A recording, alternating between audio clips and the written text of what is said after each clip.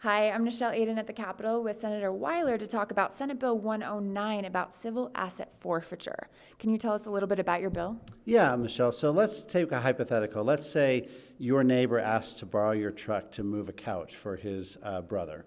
And instead of moving the couch, he's actually moving drug money for some drug outfit. And he gets pulled over and arrested, and your truck gets impounded as part of this drug operation, okay?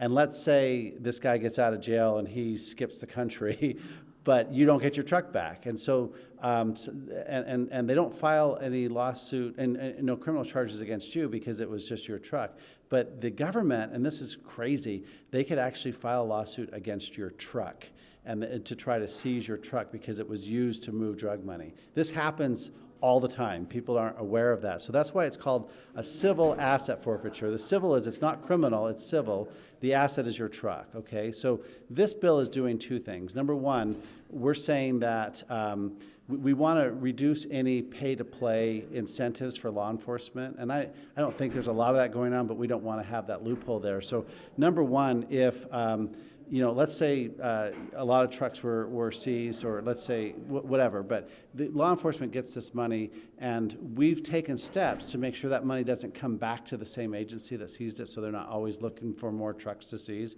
Mm-hmm.